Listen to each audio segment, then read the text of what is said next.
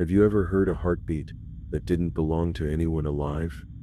I don't mean an echo in your ears after a run, or the thump of your own chest in a quiet room. I mean hearing it through medical equipment, clear, strong, undeniable, and knowing that, by every law of medicine and physics, it shouldn't exist.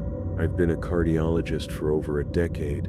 I've listened to thousands of hearts, young, old, healthy, failing. I know every murmur, every arrhythmia, every anomaly that can exist in the human chest. But this wasn't a rhythm any textbook could explain. The first time I heard it, I froze. The second time, I felt my skin crawl. By the third, I knew something was wrong, not with the patient, but with me for staying in that room. This day, and that heartbeat, I will never forget. My name is Dr. Adrian Keller. I've been a practicing cardiologist for nearly 12 years, specializing in advanced diagnostic cases, the kinds other doctors send when the symptoms don't match the test results. I've worked in big city hospitals, rural clinics, and emergency rooms where every second meant life or death. I've seen heart tissue torn open by shrapnel, infants born with chambers malformed beyond repair, marathon runners whose hearts simply stopped. I've lost patients.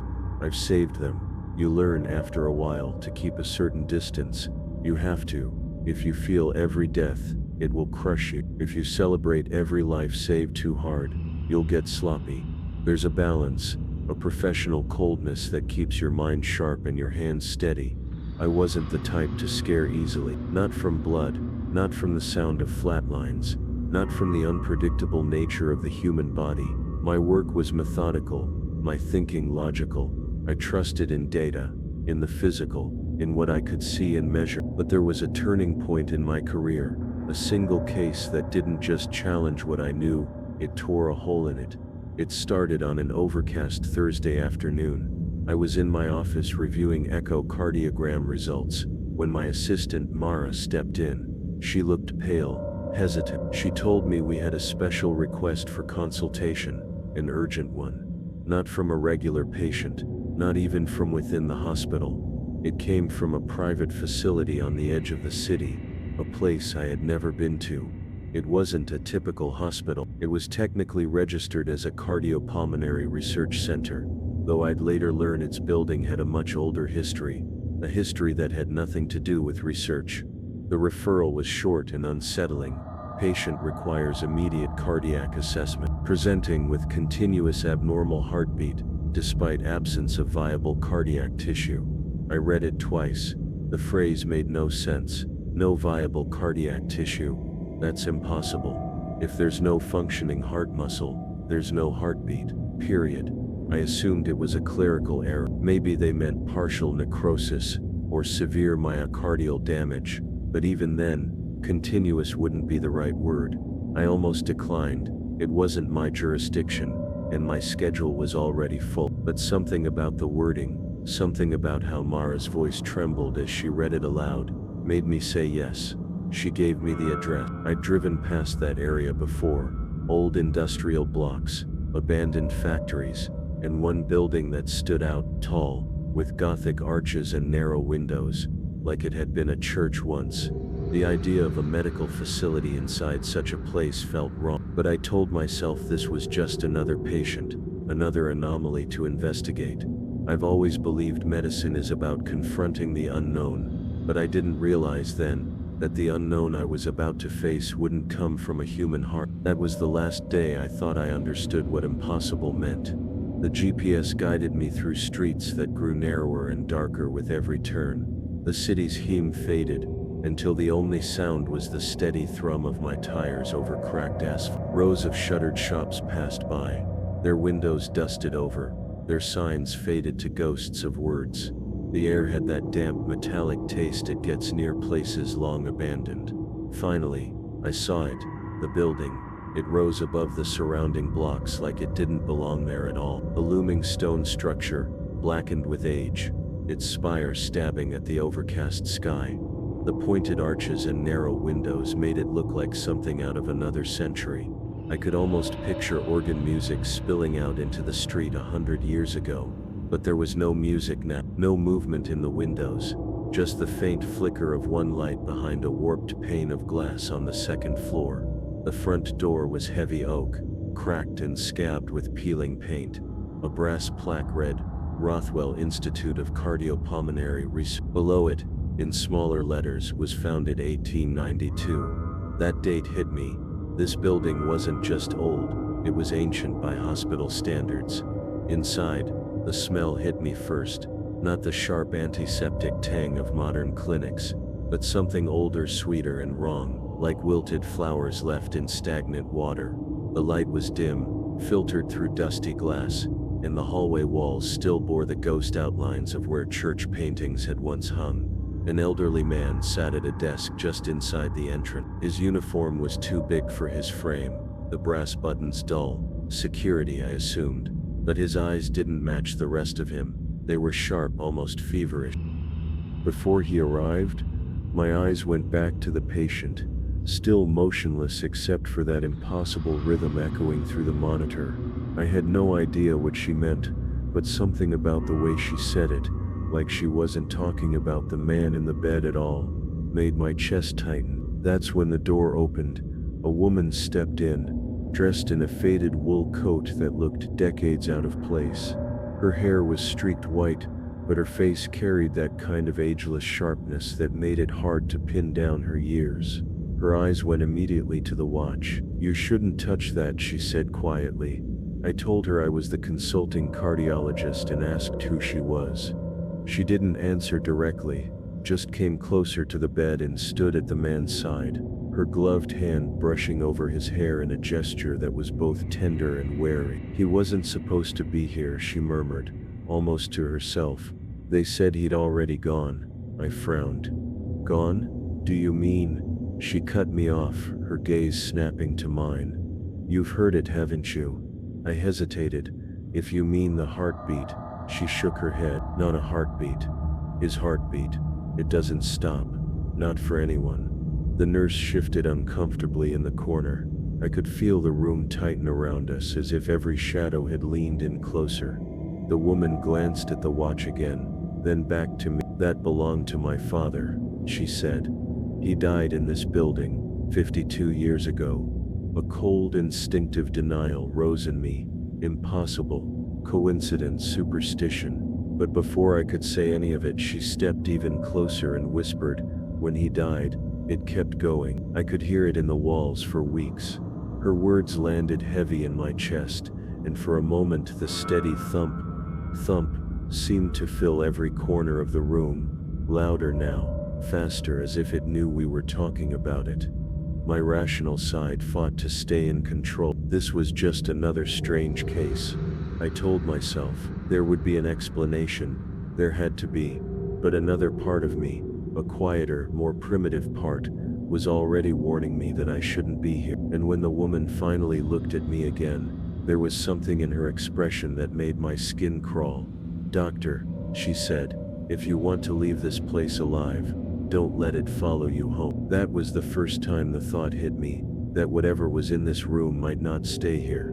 I wanted to push back, to tell her she was wrong, that hearts don't follow people, but the words stuck in my throat. There was something in her voice, not hysteria, not superstition, but certainty, the kind of certainty you only get from living through something. Still, I clung to protocol. If there was something abnormal here, it needed to be documented, analyzed. I told the nurse to page my assistant and bring in the portable ultrasound unit. If nothing else, I could prove to myself this was all some mechanical error. While we waited, I stepped into the hallway and called a colleague, Detective Harlan Finch, a friend from my days consulting on forensic pathology cases.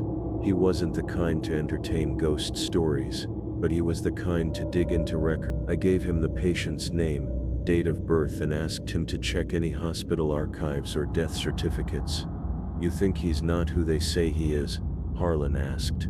"I think," I said slowly, "that something here isn't adding up." When I returned to the room, my assistant had set up the ultrasound.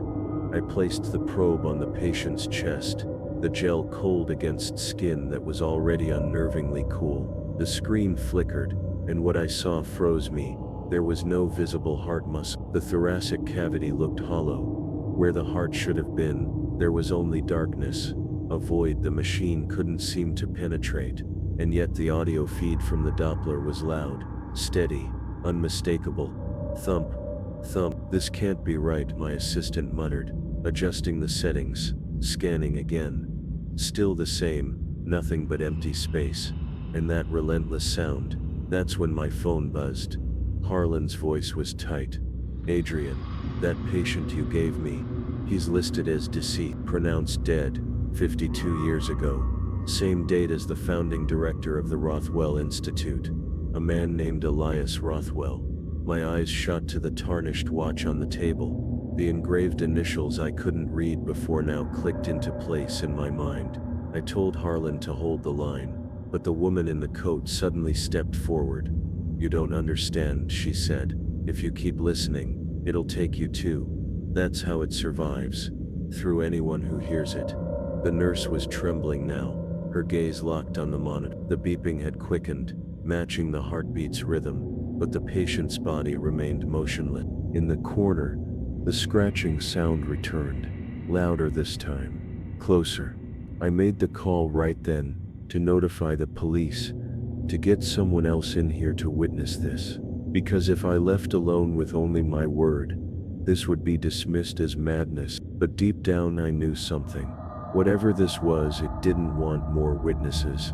And as the elevator groaned somewhere below, I couldn't shake the thought that maybe the sound wasn't just in the walls anymore. The police arrived faster than I expected.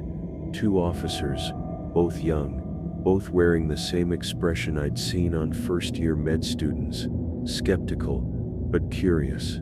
I led them straight to the room, determined to show them the monitor, the ultrasound, the patient who shouldn't be alive. Only when we entered, the bed was empty. The sheets were pulled tight, the pillow perfectly aligned, like no one had been there at all. The monitor still hummed softly, but the line was flat, no heartbeat, no sound. The watch on the bedside table was gone. The nurse was standing in the corner, her back pressed to the wall, her face pale as chalk. I demanded to know where the patient was. She only whispered, "He doesn't stay if you bring others." The woman in the coat was gone too. Not a trace of her in the hallways, not even the faint scent of her perfume that had clung to the air before. The officers exchanged a glance that said they thought this was a waste of their time. I tried to explain. The ultrasound, the absence of heart tissue, the sound we'd all heard. They nodded politely, wrote in their notepads, and promised to follow up. But I could see it in their eyes. This was going into the unofficial pile of doctor stress cases. After they left, I stayed behind, combing through the corridors of the Rothwell Institute. The deeper I went, the stranger it became. The lighting dimmed, the air thicker. I passed that bricked-up door again, and this time, noticed faint lines scratched into the mortar. Circles, over and over, interlocked like a diagram of pulses. In an old records room, I found brittle folders stacked high, their paper yellowed and smelling faintly of mildew. Many bore the Rothwell name, births, deaths, research logs, and in one folder, I found a photograph, black and white, edges curling. It showed the very room I had just been in. Same bed, same lamp, same angle. But the patient lying there was unmistakably the man I'd just examined, only younger. The date scrawled on the back, 1973. My phone rang again. Harlan. His voice was tight, urgent. Adrian. I kept digging. Rothwell's body was never buried. Official story says cremation, but the paperwork doesn't match. Witness accounts talk about strange noises during the wake. And here's the part you'll love. There's a notation in the coroner's report. Residual rhythmic activity observed for 72 hours post-mortem. Source undetermined. I didn't tell him that I'd just seen proof this residual activity had lasted more than half a century. I left the building with the photograph in my coat pocket. The nurse didn't try to stop me, but as I passed her she said softly, "It'll come back. It always comes back." That night, I told myself I'd seen the last of it. I was wrong. because at exactly 3:12 a.m. I woke to the sound of that same heartbeat coming from the inside of my own chest. At first I thought it was just my own pulse, maybe anxiety, maybe the echo of everything I'd witnessed at the Rothwell Institute. But this was different. My heartbeat has always been quick, a byproduct of too much coffee and too many years in emergency wards. This rhythm was slow, deliberate, and worst of all, it was identical to his. Thump, thump. I sat up in bed, holding my breath, feeling for my own radial pulse at the wrist. My fingers told me one thing, 68 beats per minute, but in my ears and my bones, there was another tempo entirely, one that didn't match. I grabbed my stethoscope from my medical bag. I had to know. I pressed the diaphragm to my chest. The sound that came through nearly made me drop it. It wasn't just a heartbeat, it was his heartbeat, magnified as if the walls of my ribcage were amplifying it. I tore the stethoscope away, my hands shaking. This wasn't possible. Hearts don't just change their rhythm to mimic something else. And yet, the longer I sat there, the louder it seemed to get. Not in volume, but in presence, as if it was trying to draw my focus, like a voice clearing its throat before speaking. That's when I realized I wasn't hearing it with my ears anymore. It was inside my head. I spent the next day in my office running every cardiac test I could on myself. ECG, echocardiogram, Doppler flow study, all of them came back normal, perfectly normal. But no matter how many times I checked, that other rhythm was still there, a quiet parasite under my own. The thought hit me like ice water. The woman had warned me not to let it follow me home, and I had failed.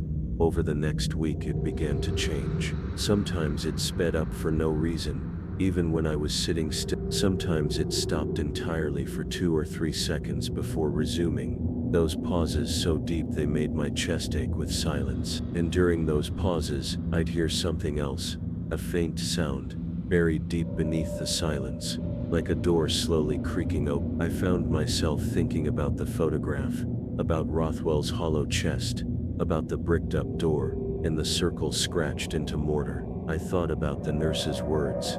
It always comes back. For the first time in my career, I felt truly powerless. My training meant nothing. My instruments meant nothing. This wasn't a condition I could treat. It wasn't even a condition I could name. And yet, I couldn't bring myself to seek help. How do you tell another doctor that you've caught someone else's heartbeat like a disease? No, not a disease, a possession. That was when I stopped telling myself I was imagining it. I accepted the truth.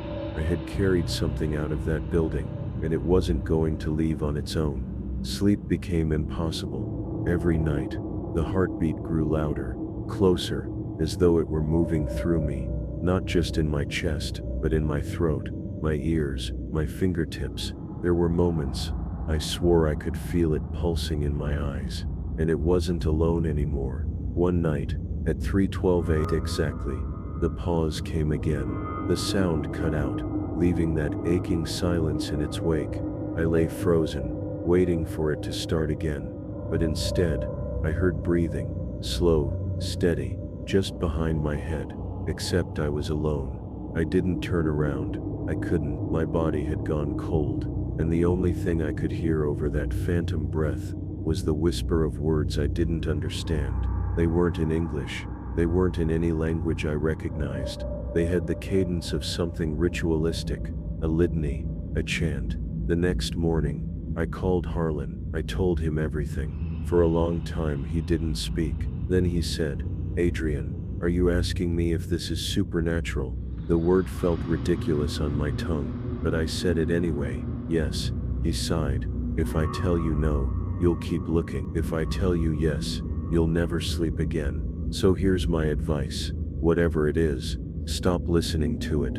But that's the thing, I couldn't. The more I tried to ignore it, the more insistent it became. During consultations with my patients, I'd catch myself drifting, my focus drawn inward to that slow alien rhythm. During surgery prep, I'd find my own heartbeat unconsciously matching it. I began to wonder, was Rothwell's heartbeat truly his, or had he taken it from someone else, just as it had taken mine? That thought gnawed at me until I returned to the Rothwell Institute one final time. The security guard was gone. The reception desk was empty. The building was colder than before, and every step I took echoed like a hollow drumbeat. I went to the bricked-up door. My hands shook as I ran them over the mortar lines.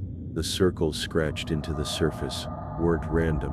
They were layered, like rings of a tree, but each had tiny marks along them. Marks that looked disturbingly like the spikes of an ECG waveform. Suddenly, the heartbeat surged in my chest, so loud it blurred my vision. I pressed my ear to the bricks. It was there, not faint, strong, on the other side of the wall, beating steadily, just as it had in the patient's room. And in that moment, I had to face the question that would haunt me forever. Was I hearing the heart of a dead man, or the voice of something that had never been alive?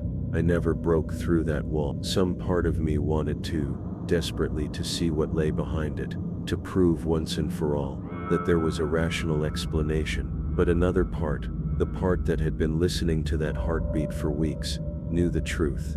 If I opened it, I wouldn't be walking back out. I left the Rothwell Institute without looking back. I told myself it was over, that I could sever whatever connection had formed, but the heartbeat never left. It doesn't pound all the time now. It waits. Days will pass in silence, and I almost believe I'm free, until 3:12 a.m. comes. Then it's there, patient and steady, like it's reminding me I still belong to it. I am not the same man I was before that case. I watch my patients differently now, not just for signs of illness, but for the subtle cues, a shift in rhythm, a pause too long, a beat that isn't quite there. I've learned that not all dangers in medicine are biological. Some are older, hungrier. People think of the heart as just a muscle. It isn't. It's a clock, and some clocks don't stop when the body does. They just move on, looking for another place to keep time. I don't know if what I heard was the remnant of Elias Rothwell, or something that wore him like a shell. I don't know if it was supernatural, or a phenomenon science hasn't yet dared to name. What I do know is this: the dead have voices, and sometimes they speak in beats instead of words. And if you ever hear a heartbeat that isn't yours, don't listen for too long.